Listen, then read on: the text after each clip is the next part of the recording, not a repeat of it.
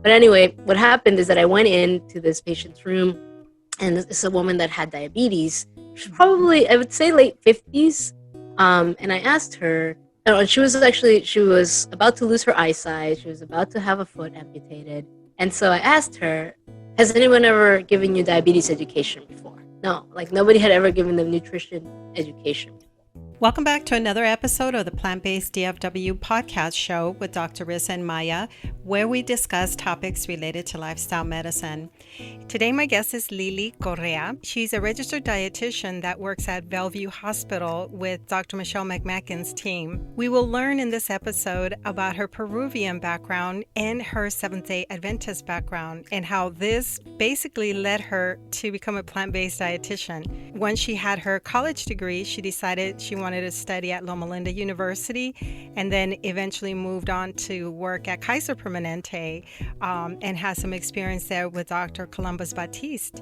Eventually, she moves to New York to work at Bellevue, and then also now has collaborated with the Physicians Committee for Responsible Medicine in providing this content in Spanish. At the time that I interviewed her, she was preparing to go on Chef AJ's show, so I will link that conversation to this video, so look at the cards for that. And I also have this conversation in Spanish, so make sure to look for that if you're interested. I hope you enjoy this episode. So welcome, Lily. Thank you. It's great to be here. Thanks so much. Yeah. Thank you for making the time, because I can see that you're staying pretty busy. Yeah, October's been a great month. Are you in New York? I am. As you know, not long ago, I interviewed Chrisanne Pulido-Moller, and you guys sort of worked together in the same area.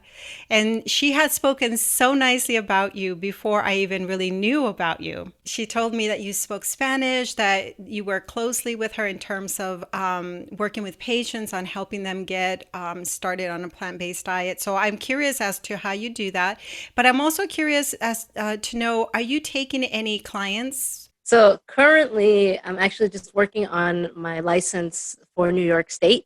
I moved here from California, and I don't have a license in order to have individual clients for New York State, but I have begun the process. So yes, so I'm hoping to, in the next few months, start taking a couple of individual patients. Any idea how long licensing takes per state or anything like that? You know, this is the first time I've ever been licensed in this state. California doesn't require a license to practice, just the United States board certified, of course, credentials that I have, and that, it suffices for practice in California. But some states do require an additional license. And I heard through some physicians that it's becoming a little easier for them to be licensed to practice telemedicine in various states because there's such a demand now for people being available virtually like this. Absolutely. Yeah. Yes. I first saw you in the Spanish version immersion program by the Physicians Committee for Responsible Medicine. And I saw you do a food demo, and you did a short demo with Gerardo. Okay. I did. Tofu ceviche. That's right.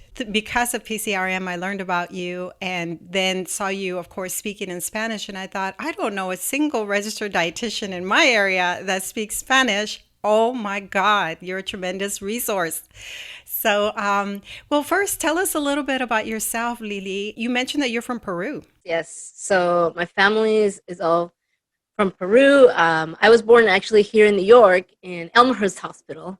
Wow. Which is cool. Yeah. It is. It's cool because it's in the same system as the hospital I currently work for. But I was raised in Peru, in Lima. So when I was 9 months old, my brothers and I, my family moved back to Peru, Lima. And so I was raised there till I was about 8 and then moved back to New York. So my first language is Spanish. And I always tell people that also my heart is very Peruvian, más peruano que la papa. So more Peruvian than the potato, because that's where it comes from.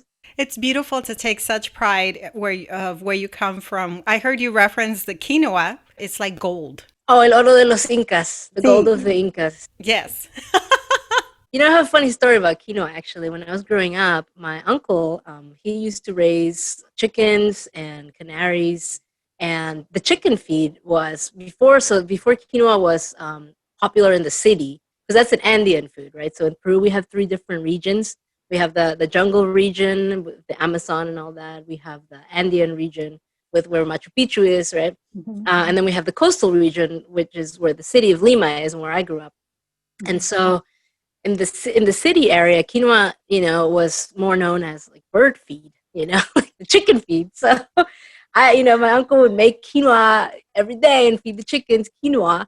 And so this is when I was growing up. And now, of course, it's like this blow up as a superfood, and it's it's just such an interesting association, because initially, for example, my family was like, "Ooh, I don't know about this quinoa," because the chickens are eating it. So yeah. I have a funny story about quinoa too. So my mother came down and I was teaching her how to, eat plant-based. And so I made the mistake of teaching her about quinoa and chia seeds at the same time. Oh, So, and actually, it was after we went to DC for the Barnard Medical Center when they had a 2-day intensive program. okay. It was earlier this year in January. So we went to that. And so I said, Mom, let's go ahead and replicate some of the things. Remember that chia seeds, you can soak them in like almond milk overnight and have sort of like a breakfast. So we did that. And then later I taught her how to do the quinoa, which you use more like a grain. So I thought I had made that clear, but I keep my foods in jars like a lot of people do. And then one day I wake up and she's like, Mija, the seeds are not growing. They're not expanding. I say, Mom, those are quinoa seeds. Why she was soaking the quinoa in milk. There's white chia, so Yeah. Oh, that's so funny. It is so funny. So now, having grown up in New York, then it must have been easy for you to maintain both languages. Yes. So when I first came over here, I knew the colors and the numbers in English. So not really a lot of English, but I was put into a full immersion classroom in elementary school, PS 89, I still remember. And so I learned English in about 6 months because it was like a survival situation where I was like, okay, I need to know how to communicate here. And, also when you are at that age, you learn a language very quickly. I mean, the window for second language acquisition, I studied English. It was actually my first career. I was an English teacher. And so I would study linguistics, and I know that window for second language acquisition happens around, till about the age of 12. I too came around that age and I don't remember learning. My mom just said we were speaking. But did you at the time sort of still feel like you were embracing your Peruvian culture despite the fact that you were growing in New York? Yeah, it was really tough. Certainly a shock. I mean, Lima's a city, and so is New York, but very different. And when I grew up there, my grandparents raised me in Lima, and yeah, it was just such a different feel, like coming over here and not knowing the language. But I mean, my parents, my dad had his sisters here, and so we would get together for the 28 de Julio, which is 28th of July, is our Independence Day. So we would still do stuff with the Peruvian community because my parents worked really hard at maintaining our roots. So then, which came first, being a dietitian or being vegan? Plant-based. That's a great question. So I grew up Seventh Day Adventist. Actually, my grandpa was a pastor. So in Lima, I grew up, and I like to say this, I grew up in the church, literally, because we lived in the third floor. So, because so my grandfather was a pastor of our church, and for the Seventh Day Adventist religion, as you might know, it's vegetarian. The health message or the health recommendations to follow a vegetarian diet. So my grandpa did follow a vegetarian diet. The rest of us did not.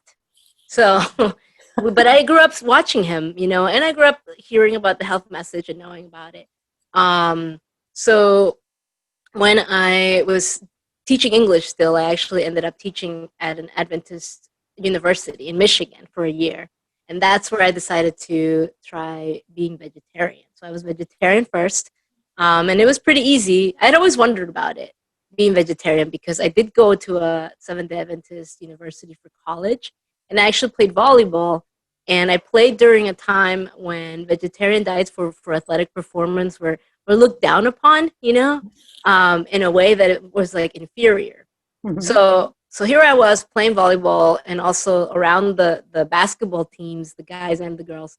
And I would watch all these guys who grew up eating a vegetarian diet. And for me, they were just as strong, they were just as fast, and just as good as their omnivore counterparts. So, all that stuff just made me wonder, like, I'd hear all these things, but I would wonder, like, when I went to Andrews University, I landed in a group of friends who half of the group was already vegetarian, and we would hang out every weekend. So I decided if I'm ever going to try this vegetarian thing, this is the time, because they got the recipes, they know how to cook, and so this is good. So that's where I decided to, give the vegetarian lifestyle a shot. And it was funny, actually, because there was 12 of us in the group, and one night, one of us was leaving the state, and we decided to do a goodbye dinner at Chili's.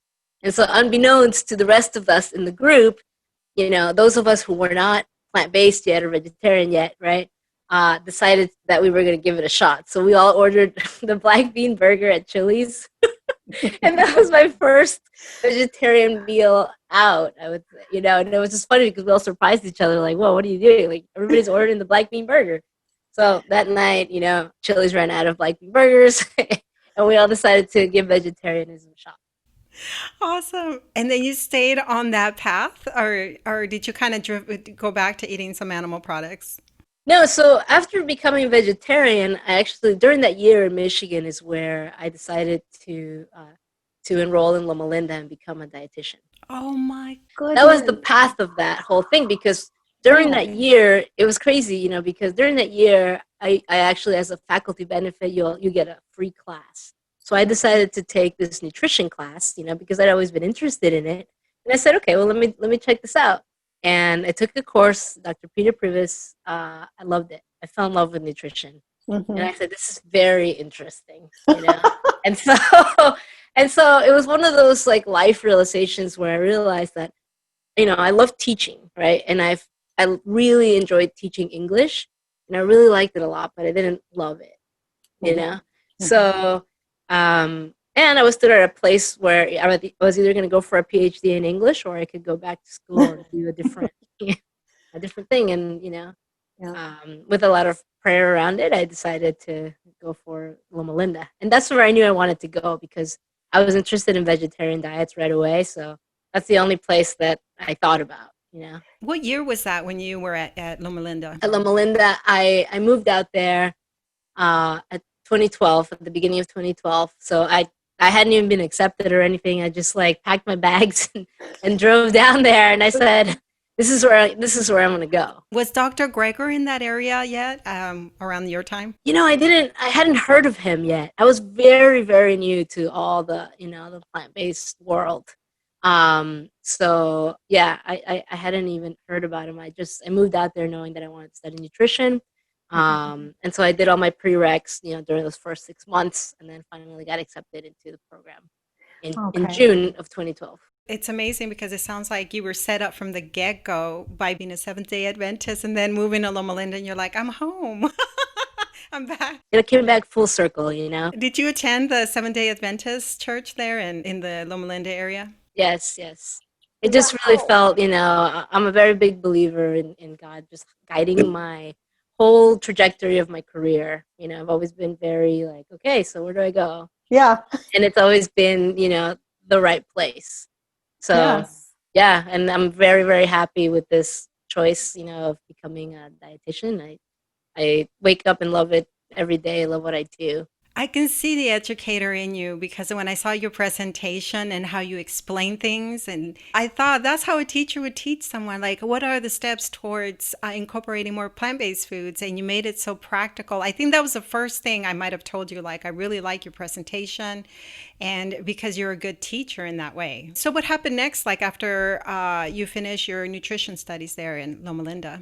So after I finished my nutrition studies, I actually was hired into Kaiser Permanente. I did a rotation there. So that was the interesting part about it, is that I actually started out in dietetics school wanting to be a sports dietitian, because, I had played volleyball, high school and college, and, I was really into sports and the health aspect of all that, performance nutrition. But then, as often happens, I went into all my different rotations, so clinical, outpatient, and I did a sports nutrition rotation. But when I went to Kaiser Permanente, I did outpatient. It was something that I never had even thought about. Like, it wasn't even my field of vision because I was so focused on this is what I want to do, But when I got there, I mean, they had a full kitchen, like a kitchen with video cameras, so they were doing cooking demos, 100% plant-based, whole food plant-based. It was, they were doing education, which I loved, in classrooms. They were doing one-on-one consults. So I said, this has like everything that I love, everything, including the kitchen part of it, because that's the part where, you can tell people, this is what you should be eating. But it's whole other world to make it with them, to make it, have them taste it with you, and show them how easy it is. So that's like that piece, that was always missing. And yeah, so it was so cool because right after I graduated, I got the call that they wanted to hire me. So in that dietitian training, I hear this sometimes from dietitians that are plant-based and then enter a program. Sometimes they still have to face some of the courses that kind of push meats and other things like that. But in your program, was it focused on whole foods? it's plant-centric. It's vegetarian, so there's definitely still the inclusion of dairy foods in the cafeteria foods and the teaching, and all that stuff. So are some of the other programs different from what you saw in Loma Linda then? Yeah, and one of the things that one of the times where I could tell that we had, as far as being Loma Linda students, that we had a more in-depth knowledge of vegetarian nutrition was highlighted when three of us went to a sports nutrition conference, and they were the professor who was teaching this course started asking it was a room full of dietitians asking us about sources for calcium. And of course, the first thing that they said was dairy. And we all looked at each other and we were like, well, I mean, there's all of these other different things. And we started naming them. And it was just one of those things where you could tell in the room that there wasn't that, as much of that in-depth exposure. It definitely shows that they lacked that information.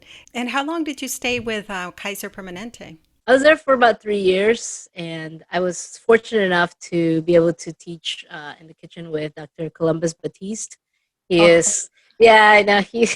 So it was Heidi was my RD partner in crime there, and we would do that doc and dietitian series. I was kind of her sous chef, but we would do the presentations together, and then he would come in, and it was like the most popular, of course, cooking demos that we had, because he would come and do it with us once a month.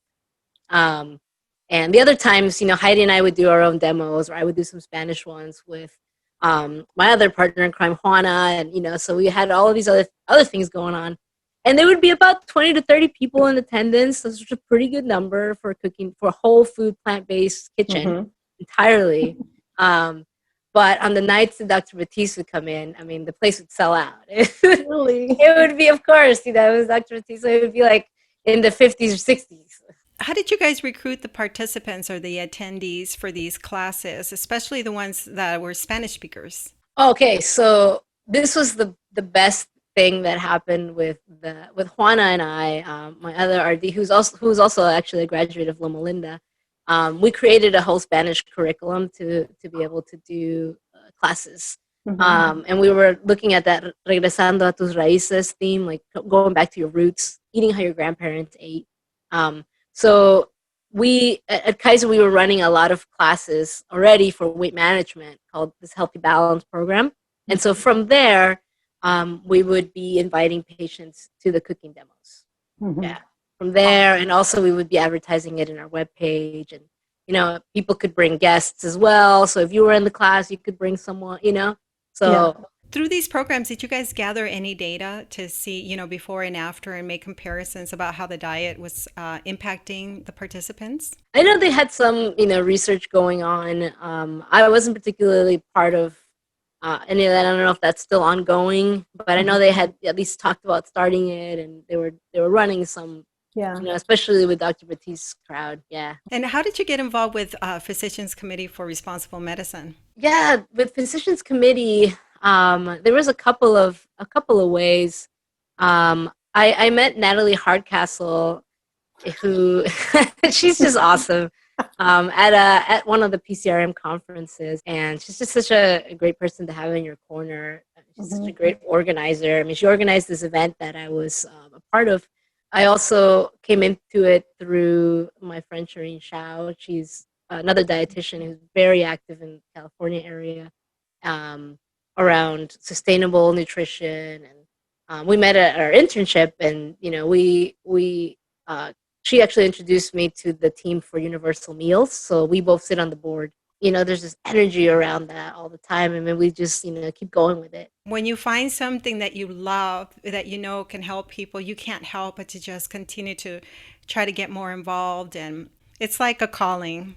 It's so fun, and you realize, Maya, too, that it just makes such a huge difference for people, or it can, just one piece of education or information that they latch onto, or a person can latch onto. I mean, that's happened to all of us, right? Who are in this world too at some point. But I can remember a specific experience, actually, speaking about that inpatient world where I met Shireen. I was coming into a room to do some Spanish education for diabetes. And, for inpatient RDs, you'll get maybe about 5 or 10 minutes tops for, just to be with a patient. It's a completely different world than outpatient nutrition, which is why I always, as an educator, already wanted to do outpatient, because I knew that I would get that, at least that half an hour education time with people. But in inpatient, you have to see a number of patients, you have to continue to keep going through the list. But anyway, what happened is that I went into this patient's room, and this is a woman that had diabetes. She's probably, I would say, late 50s. And I asked her if she was about to lose her eyesight. She was about to have a foot amputated. So, and this was, as a student, to see something like this, was very, very shocking in person. I mean, you read about it, you know what I mean? But this was probably my first exposure that I could remember, that I was like, wow, this is a person that's, the diabetes has gotten this far. And so I asked her, has anyone ever given you diabetes education before? Because that's one of the things they ask. And she said, no, like nobody had ever given them nutrition education before. And as is traditional with his, Hispanic, Latinx families, it was a room full of family in there. It was one of those things where it just I felt like compelled to do something, So what I did is I erased the board where it says the doctor's name and the nurse's name, and I took, the thing, and I just drew a plate there. And I started teaching, I started teaching the whole family about how you organize your plate, because once you get out of this hospital, I mean, there's still something that you can do to be able, because I obviously asked them, would it be okay with you if I, gave you some tips? And yeah, the whole family, and they were so interested, and then they were so grateful. And then the lady started crying because she said to me, like, why hasn't anyone talked to me about this before? Why didn't anyone talk to me about this? And I'm telling you, Maya, there's some experiences that just like the marcan, like they just like stay with you. And that for me was the one, where I said, I have to help people to not get to this point. I have to help people to really know what they can do to manage the diabetes, and now we know that they can reverse it, So that was a turning point for me, for sure. I hear stories all the time from my husband, and that's how we sort of got started with all of this, was like, let's tell the patients about this. Let's have this information. But we purchase the materials from PCRM. I mean, we are big time fans of PCRM, and we get them started on all of that. At least we try, but we have wanted to have like a dietitian work with us at the center, because my husband has his vascular center, but it's become a little bit difficult, and the patients are more advanced. But every time I hear him speak about a case, an amputation, or someone that had a stroke, or just these cases, I feel so desperate. Like, I want to go and teach.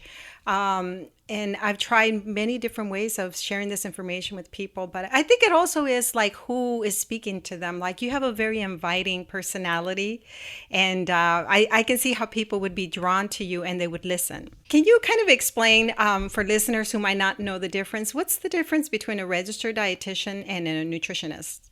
What's interesting about that too is that the academy tagged on the nutritionist, the N. Before, we used to be just registered dietitians. and now we're supposed to be registered dietitian nutritionists. Now, because of that word nutritionist, because and let me go back and say, a lot of people will start to provide nutrition advice that aren't, let's say, board certified. So a registered dietitian has gone through the schooling in college, has a bachelor of science, has a master's degree in science or in public health, like I do. I have the MPH with a coordinated program in dietetics. And then we'll be board certified by the Commission of Dietetic Registration. And so that is what makes up a registered dietitian. That's the qualifications. With 1,500 hours of practice and all that, so just a lot of schooling. And a person can call themselves a nutritionist, let's say, if they've taken a certification course. So maybe something that is one of those, 6-week courses that happens. I see a lot of in Groupon, for example, or I see a lot of on Instagram say, hey, become a functional nutrition coach or something like that. So, maybe they're able to provide a general diet, for weight loss, let's say, or something that's worked for clients. And so that's one of the reasons why the Academy really wanted to tack on that end to the rest of the, so that we know that it's a licensed person who is giving this nutrition advice. And what's hard also, Maya, about the nutrition space is that since we all eat, and we all have our opinions about food. I mean, I thought when I heard that, I was like, oh, okay, yeah, that makes sense to me, because it's something that we all partake in. So I will tell you that I have a much more respect for registered dietitians because of the work that we do with a friend of ours who is here in the Dallas area. But when there's specific questions, we're smart enough to say, we're going to ask our registered dietitian that question because we're not specialized in it. Like, we're not trained in it. And I never try to give any medical advice. That's one thing I'm very careful about out of respect for the real professionals, is that I don't want to give any kind of advice. I would rather check with an expert in the field. So I see, and you probably see on social media, all types of questions. And but then that's where I feel like the registered dietitian is the person that should be involved, which is why you're so valuable to physicians, for example, when they're working closely with their patients. Lifestyle medicine, the 6 pillars, that's why I love practicing lifestyle medicines, because it's all at some point connected, and we all have an awesome role that we can serve in. When did you become familiar with lifestyle medicine? So with lifestyle medicine, there's definitely also some talk I've heard about it in that Loma Linda. There's Adventist roots around the CHIP program and all of these, different terminology around lifestyle medicine that I had heard about, but I hadn't actually been engaged into it until I started being part of this program with Bellevue. And by the way, I've definitely worked out at the Drayson Center in Loma Linda with some of those centenarians. Like, it's so cute to all of a sudden, you're working out and there's someone next to you who, is in their late 70s or early 80s, and, or 90s, and they're taking their classes. I love it. It's great. Last year I made a trip to Costa Rica, which has been one of my favorite countries to visit. And I was not very far from where the centenarians are there in Costa Rica. So I had just walked to the beach just to check things out. And I was walking back when I see this elderly man. I only knew he was older because of his face. But the man was like hiking, looking for his dog. He had walked like 10 miles looking for his dog. He knew the people because clearly he roams the area back and forth. And so he said, well, I'll walk you back. He must have been like between 70 and 80. I can't tell. As we were walking, I was thinking, oh my goodness, I'm walking with someone from this blue zone. He doesn't even know that he's part of what we talk about all the time. Okay, so yes, I have questions about your SMART goals and that come from lifestyle medicine, but they're probably also part of your training as a dietitian, right? Yes. So we do have training around patient interview. I actually got a lot of amazing training at Kaiser Permanente. I have to give them credit for that, because they, when the motivational interviewing,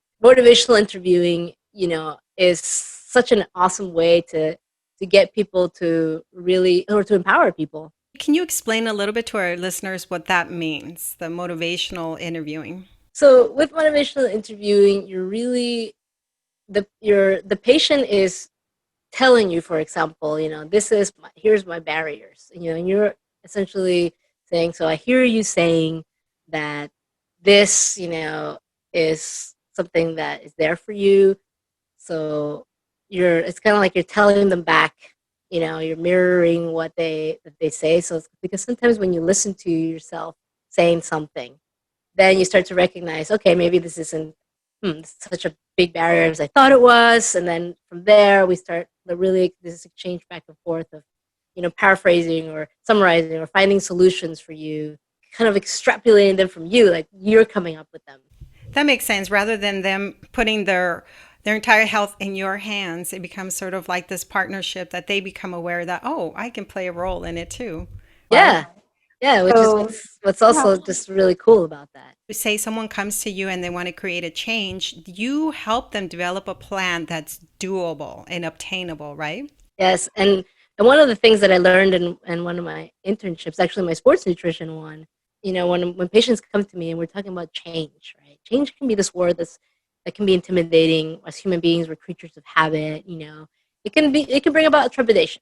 This word change sometimes. So I tell my patients, okay, so we're gonna use the power of words, because here's my English, right? He's like, we're gonna use this power of words, and we're gonna use the word upgrade instead of change. So we're gonna do a lifestyle upgrade here. So you're gonna be Maya 2.0. Because when you upgrade something, right, you don't want to downgrade back like your phone. You don't want to get back down to that other model. You want to keep going up. You want to keep upgrading, because now you see, right? You see that it's so good, and so you just keep going up. Yeah, I hadn't thought about it, but the word change can mean like there's something wrong with you, so therefore you need to change. So Lily, can you kind of share with us some common myths, nutritional myths that you hear from patients that you work with?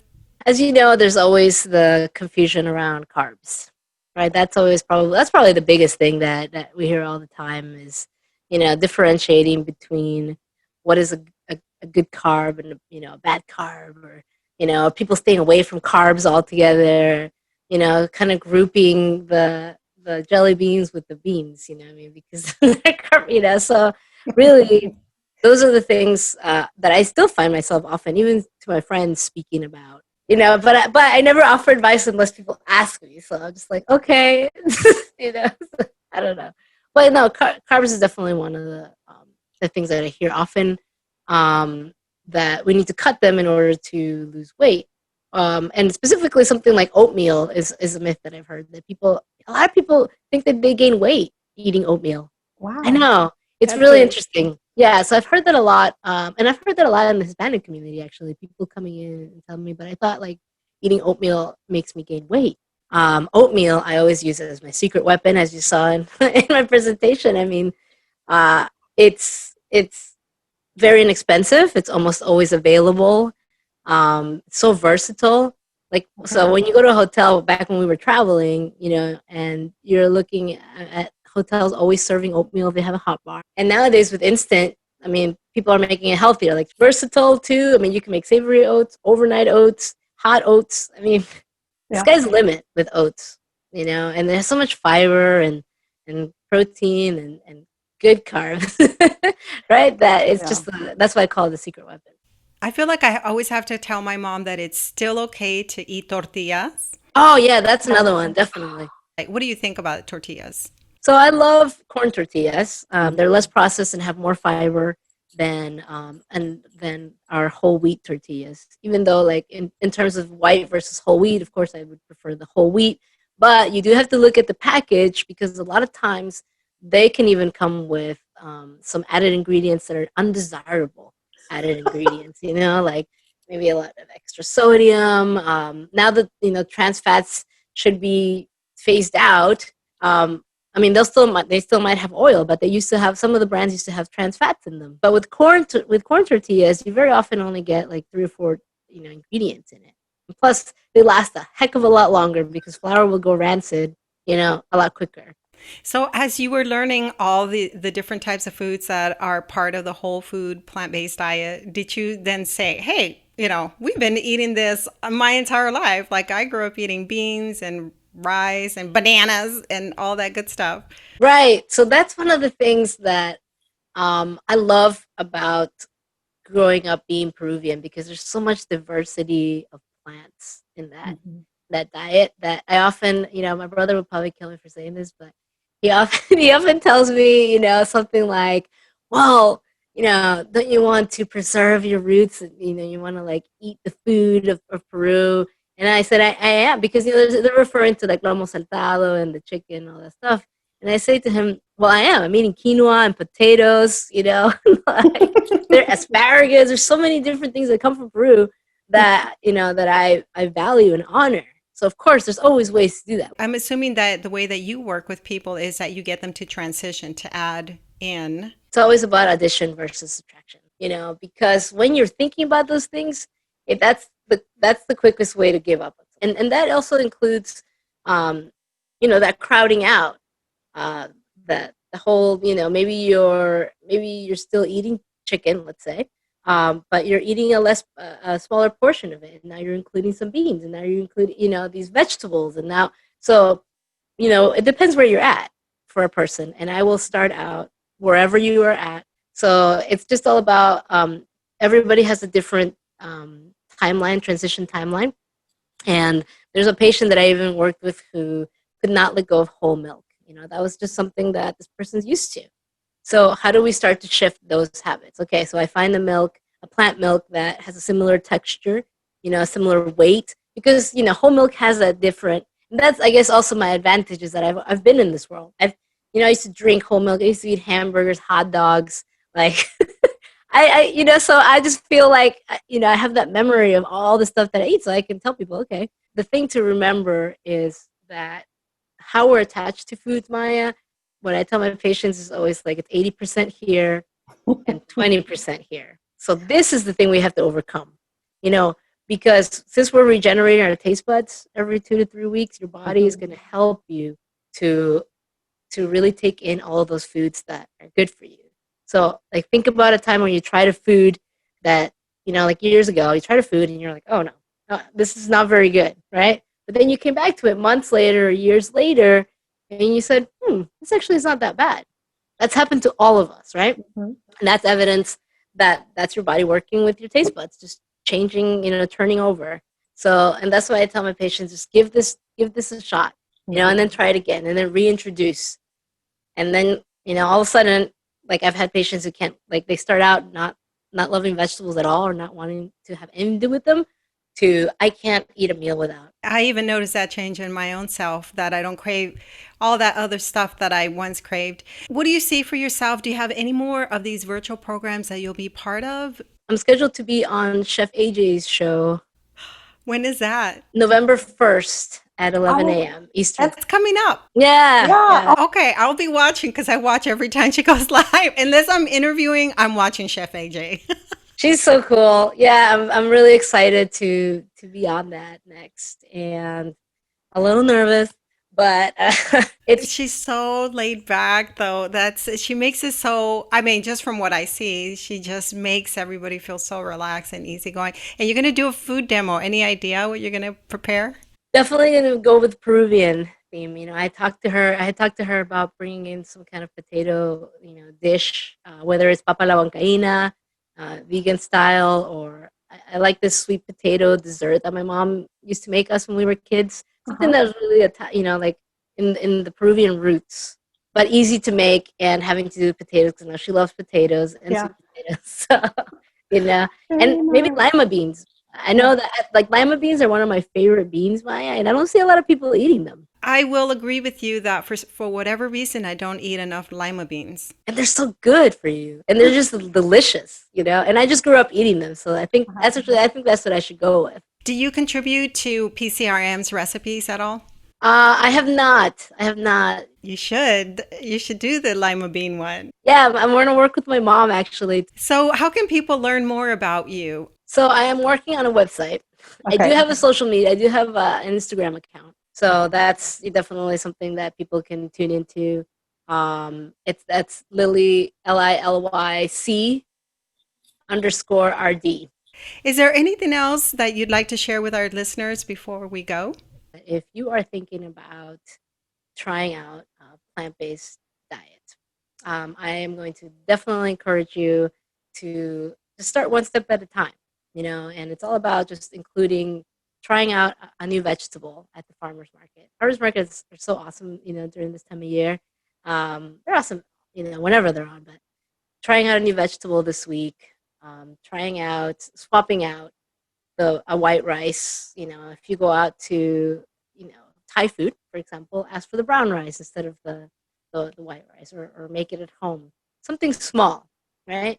And start this week, and just keep the upgrades coming.